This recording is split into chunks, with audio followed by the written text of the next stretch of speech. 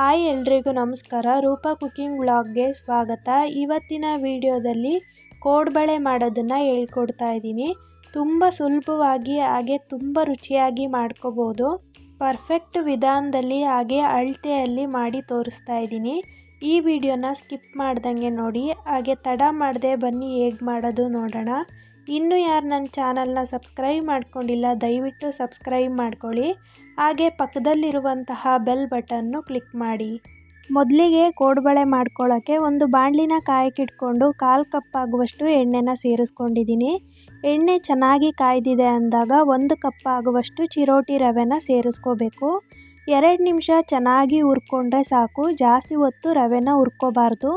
ಕೇಸರಿ ಬಾತಿಗೆಲ್ಲ ಹುರ್ಕೋತೀವಲ್ಲ ಆ ಥರ ಹುರ್ಕೋಬಾರ್ದು. ಗ್ಯಾಸ್ನ ಲೋ ಫ್ಲೇಮಲ್ಲಿ ಇಟ್ಕೊಂಡು 2 ನಿಮಿಷ ಹುರ್ಕೊಂಡ್ರೆ ಸಾಕು.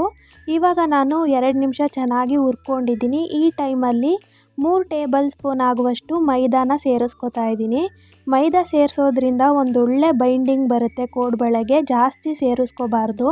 ಮೈದಾ ಸೇರಿಸ್ಕೊಂಡಾದ್ಮೇಲೆ ಒಂದು 30-40 ಸೆಕೆಂಡು ಮಿಕ್ಸ್ ಮಾಡಿಕೊಂಡ್ರೆ ಸಾಕು. ಚೆನ್ನಾಗಿ ಮಿಕ್ಸ್ ಮಾಡ್ಕೊಂಡಾದ್ಮೇಲೆ ಇದಕ್ಕೆ ನಾನಿಲ್ಲಿ ಈ ಕಪ್ ಅಳತೆಯಲ್ಲಿ 3 ಕಪ್ ಆಗುವಷ್ಟು ಅಕ್ಕಿ ಹಿಟ್ಟನ್ನ ಸೇರಿಸ್ಕೊತಾ ಇದ್ದೀನಿ.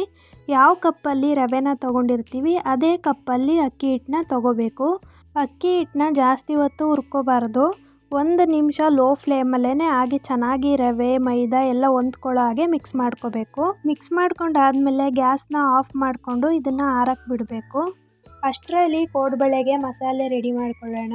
ಒಂದು ಮಿಕ್ಸಿ ಜಾರಿಗೆ 1 ಕಪ್ ಆಗುವಷ್ಟು ಕೊಬ್ಬರಿ ತುರಿ, 4-5 ಬ್ಯಾಡಗಿ ಮೆಣಸಿನ್ಕಾಯಿ, 1 ಕಪ್ ಆಗುವಷ್ಟು ಹುರ್ಗಡ್ಲೆ. ಯಾವ ಕಪ್ಪಲ್ಲಿ ಮೆಜರ್ಮೆಂಟ್ ತೊಗೊಂಡಿರ್ತೀವಿ ಅದೇ ಕಪ್ಪಲ್ಲಿ ಹುರ್ಗಡ್ಲೆ ಹಾಕೋಬೇಕು. ಹಾಗೆ 1/4 ಟೇಬಲ್ ಸ್ಪೂನ್ ಆಗುವಷ್ಟು ಹಿಂಗನ್ನ ಹಾಕ್ಕೊಂಡು ಈ ಥರ ರುಬ್ಕೋಬೇಕು. ಆದಷ್ಟು ಸಾಫ್ಟಾಗಿ ಪೌಡರ್ ಮಾಡ್ಕೋಬೇಕು.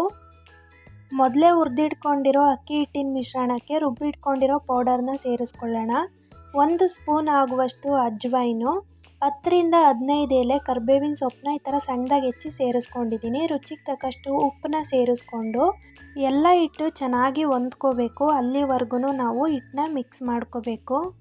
ಖಾರ ಜಾಸ್ತಿ ಬೇಕು ಅಂದರೆ ಇನ್ನೂ 1-2 ಮೆಣಸಿನ್ಕಾಯಿನ ಜಾಸ್ತಿ ಸೇರಿಸ್ಕೋಬೋದು. ನಾನಿಲ್ಲಿ ತೊಗೊಂಡಿರುವಂತಹ ಅಳತೆಗೆ ಕರೆಕ್ಟಾಗಿರುತ್ತೆ ಖಾರ. ನೋಡಿ ಈ ಥರ ಉಂಡೆ ಮಾಡಿದ್ರೆ ಈ ಥರ ಉಂಡೆ ಆಗಬೇಕು. ಆವಾಗ ಹಿಟ್ಟಿನ ಹದ ಕರೆಕ್ಟಾಗಿರುತ್ತೆ. ಕಲಿಸ್ಕೊಂಡಾದ್ಮೇಲೆ ಸ್ವಲ್ಪನೇ ನೀರನ್ನ ಸೇರಿಸ್ಕೊಂಡು ಆದಷ್ಟು ಗಟ್ಟಿಯಾಗಿಯೇ ಈ ಕೋಡ್ಬಳೆ ಹಿಟ್ಟನ್ನ ಕಲಿಸ್ಕೋಬೇಕು. ತೆಳುವಾಗಿ ಕಲಿಸ್ಕೊಂಡ್ರೆ ಕೋಡ್ಬಳೆ ಮಾಡ್ಕೋಬೇಕಾದ್ರೆ ಬಿಡ್ಕೊತವೆ, ಚೆನ್ನಾಗಾಗಲ್ಲ. ಅದಕ್ಕೋಸ್ಕರ ಆದಷ್ಟು ಗಟ್ಟಿಯಾಗಿ ನಾವು ಹಿಟ್ಟನ್ನ ನಾದ್ಕೋಬೇಕು. ನೋಡಿ ಇವಾಗ ಸ್ವಲ್ಪನೇ ನೀರನ್ನ ಸೇರಿಸ್ಕೊಂಡು ನಾದ್ಕೋತಾ ಇದ್ದೀನಿ. ಅದಕ್ಕೆ ಇವಾಗ ನಾದ್ಕೊಂಡಿದ್ದೀನಿ. ಇಷ್ಟು ಗಟ್ಟಿ ಇರಬೇಕು, ಆವಾಗ ಕೋಡ್ಬಳೆ ತುಂಬ ಚೆನ್ನಾಗಿ ಬರ್ತವೆ.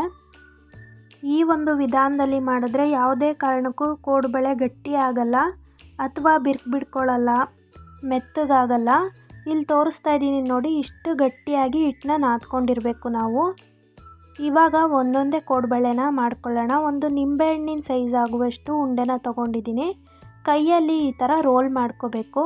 ನೀವು ಮಣೆ ಇದ್ದರೆ ಮಣೆ ಮೇಲಾದ್ರೂ ಮಾಡ್ಕೋಬೋದು. ಎಲ್ಲಿ ನಿಮಗೆ ಈಸಿ ಆಗುತ್ತೆ ಅಲ್ಲಿ ಈ ಥರ ಮಾಡ್ಕೊಳ್ಳಿ. ನೋಡಿ ನಾನು ರೋಲ್ ಮಾಡ್ಕೊಂಡಾದ್ಮೇಲೆ ಈ ಥರ ಸೈಡ್ ಎಡ್ಜಸ್ನ ಒಂದು ಸತಿ ಪ್ರೆಸ್ ಮಾಡಿಕೊಂಡು ಅಂಟಿಸ್ಕೊಂಡ್ರೆ ಆಯಿತು, ಕೋಡ್ಬಳೆ ರೆಡಿ ಆಗುತ್ತೆ.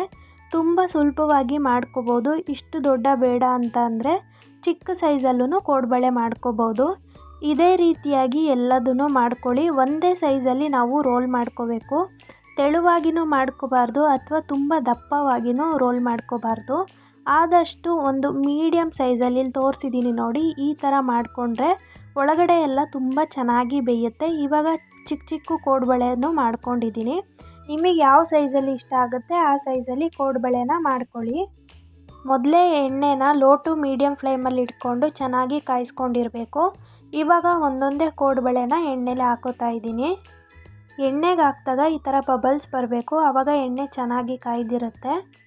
ಇವಾಗ ನಾನು ಬಾಣಲಿಗೆ ಎಷ್ಟು ಇಡ್ಸುತ್ತೆ ಅಷ್ಟು ಕೋಡ್ಬಳೆನ ಹಾಕ್ಕೊಂಡು 1-2 ನಿಮಿಷ ನಾವು ಮಗ್ಚಾಕೋಬಾರ್ದು, ಹಾಗೆ ಬೇಯಿಸ್ಕೋಬೇಕು. ಬೇಯಿಸ್ಕೊಂಡಾದ್ಮೇಲೆ ಮಗ್ಚಾಕೋಬೇಕಾಗತ್ತೆ. ಇವಾಗ 1-2 ನಿಮಿಷ ಚೆನ್ನಾಗಿ ಬೆಂದಿದೆ. ಈ ಟೈಮಲ್ಲಿ ಮಗ್ಚಾಕೊಂಡು ಬೇಯಿಸ್ಕೋಬೇಕು. ಕೋಡ್ಬಳೆ ಮಾಡ್ಕೊಂಡಾದ್ಮೇಲೆ ಆದಷ್ಟು ಕೋಡ್ಬಳೆ ಹಿಟ್ಟನ್ನ ಆರಕ್ಕೆ ಬಿಡಬಾರ್ದು. ಒಂದು ಕಾಟನ್ ಬಟ್ಟೆಯಿಂದಲೋ ಅಥವಾ ಒಂದು ಪ್ಲೇಟಿಂದನೂ ಮುಚ್ಚಿಟ್ಕೊಳ್ಳಿ, ಆವಾಗ ಒಣಗಲ್ಲ. ಕೋಡ್ಬಳೆ ಕೆಂಪಗೆ ಆಗ್ತಾ ಇದೆ ಅನ್ನುವಾಗ ಎರಡೂ ಕಡೆ ಚೆನ್ನಾಗಿ ಮಗ್ಚ್ಕೊಂಡು ಬೇಯಿಸ್ಕೋಬೇಕು. ಇವಾಗ ನೋಡಿ ಈ ಬಣ್ಣ ಬಂದಾದಮೇಲೆ ಕೋಡ್ಬಳೆನ ಆಚೆ ತೆಗಿತಾ ಇದ್ದೀನಿ. ಆಚೆ ತೆಗೆದಾದ್ಮೇಲೆ ಸ್ವಲ್ಪ ಕಲರ್ ಬರುತ್ತೆ, ಅದಕ್ಕೋಸ್ಕರ ಈ ಕಲರ್ ಇರಬೇಕಾದ್ರೇ ಆಚೆ ತೆಗಿತಾ ಇದ್ದೀನಿ. ಒಂದು ಕೋಡ್ಬಳೆನೂ ಹಾಳಾಗಿಲ್ಲ, ತುಂಬ ಚೆನ್ನಾಗಿ ಬೆಂದಿದೆ. ಇವಾಗ ಉಳಿದಿರುವಂತಹ ಕೋಡ್ಬಳೆನೂ ಹಾಕೋತಾ ಇದ್ದೀನಿ. ಆದಷ್ಟು ಲೋ ಟು ಮೀಡಿಯಮ್ ಫ್ಲೇಮಲ್ಲಿ ಇಟ್ಕೊಂಡೆ ಕೋಡ್ಬಳೆನ ಬೇಯಿಸ್ಕೋಬೇಕು. ಹೈ ಫ್ಲೇಮಲ್ಲಿ ಇಟ್ಕೊಂಡ್ರೆ ಮೇಲ್ಗಡೆ ಮಾತ್ರ ಕೆಂಪಗಾಗಿರುತ್ತೆ, ಒಳಗಡೆ ಎಲ್ಲ ಮೆತ್ತಗಿರುತ್ತೆ. ಒಂದು ಕಡೆ ಬೆಂದಿದೆ ಅಂದಾಗ ಇನ್ನೊಂದು ಕಡೆ ಮಗ್ಚಾಕೊಂಡು ಬೇಯಿಸ್ಕೊತಾ ಇದ್ದೀನಿ. ತುಂಬ ವೆರೈಟಿ ಆಗಿರುವಂತಹ ಸ್ನ್ಯಾಕ್ಸ್ ಐಟಮ್ಸ್ನ ನನ್ನ ಚಾನಲ್ನಲ್ಲಿ ಅಪ್ಲೋಡ್ ಮಾಡಿದ್ದೀನಿ, ಹೋಗಿ ಒಂದ್ಸತಿ ಚೆಕ್ ಮಾಡಿ ನೋಡಿ. ತುಂಬ ಸುಲಭವಾಗಿ ಹೇಗೆ ಚಕ್ಲಿ ಮಾಡ್ಕೊಳ್ಳೋದು ಅಂತಲೂ ವಿಡಿಯೋ ಮಾಡಿ ಹಾಕಿದ್ದೀನಿ, ಅದನ್ನು ಒಂದ್ಸತಿ ಟ್ರೈ ಮಾಡಿ ನೋಡಿ, ತುಂಬ ಈಸಿಯಾಗಿ ಮಾಡ್ಕೋಬೋದು. ಇವಾಗ ಎರಡೂ ಕಡೆ ಚೆನ್ನಾಗಿ ಬೆಂದಿದೆ ಅಂದಾಗ ಆಚೆ ತೆಗಿತಾ ಇದ್ದೀನಿ. ನೋಡಿದ್ರಲ್ವ ತುಂಬ ಸುಲಭವಾಗಿ ಹೇಗೆ ಕೋಡ್ಬಳೆ ಮಾಡ್ಕೊಳ್ಳೋದು ಅಂತ ತೋರಿಸಿದ್ದೀನಿ. ಈ ವಿಡಿಯೋ ನಿಮಗೆ ಇಷ್ಟ ಆಗಿದ್ದರೆ ಲೈಕ್ ಮಾಡಿ, ಶೇರ್ ಮಾಡಿ, ಕಮೆಂಟ್ ಮಾಡಿ. Thank you for watching.